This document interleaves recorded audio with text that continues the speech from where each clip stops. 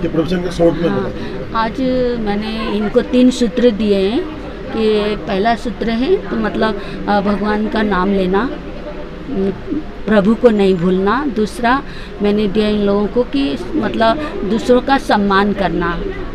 तीसरा आत्मा का कल्याण करो, आत्मा उत्थान के लिए हम दिन रात अपने शरीर के लिए, अपने परिवार के लिए जीते हैं, आत्मा के लिए नहीं जीते।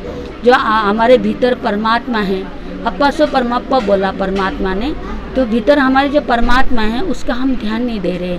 ये मनुष्य का जो चोला मिला है ये लास्ट चोला है, भागवत में भी बोला है ये लास्ट चोला है। इस चोले का हमें कद्र करना चाहिए। अनमोल चोला है, एक अनमोल रत्न है, इस अनमोल एक पारस मणि है। ये मनुष्य का जो चोला है पारस मणि है, इस मणि को खोना नहीं चाहिए। ये चोला हमें बार बार नहीं मिलेगा। 84 लाख जीवा योनि में परिभ्रमण करने के बाद जाके ये हमें सुंदर और अच्छा ये चोला मिला है।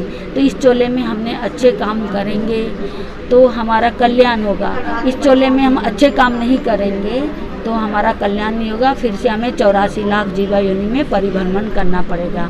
तो मैंने इनको जीवन के 3 सूत्र बतलाए हैं कि ये 3 सूत्र जो है जीवन में जो धारण करता है, भगवान का नाम लेना, दूसरों का सम्मान करना, अपना कल्याण करना, तो उसका जीवन निश्चय ही सफल होता है।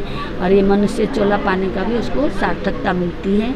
वो इस जन्म में भी, पर जन्म में भी, इस लोक में, परलोक में, इस भव में, परभव में उसे सुख, शांति, आनंद की वृद्धि होती है और मंगलमय उसका जीवन होता है।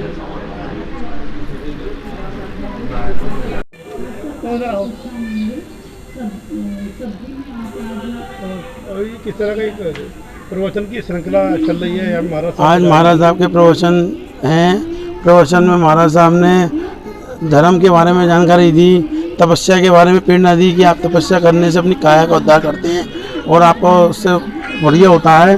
और बाकी महाराज साहब का कहना ये है कि आप सामाजिक कार्य करते रहिए और धर्म की प्रभावना करते रहिए। महाराज साहब की जित श्रृंखला जारी है और आज हमने एक नया मानव सेवा का कार्य करा है। पारस पल्स एक्सटेंशन में पारस दास जैन सेवा समिति रजिस्टर्ड द्वारा एक NGO है, उसके द्वारा हम यहाँ पे पारस पल्स में जितनी भी काम वाली महिलाएं हैं उन्हें सशक्त बनाने के लिए, उन्हें स्वावलंबी बनाने के लिए हमने यहाँ पे 10 सिलाई मशीन वितरित करने की घोषणा करवाई है।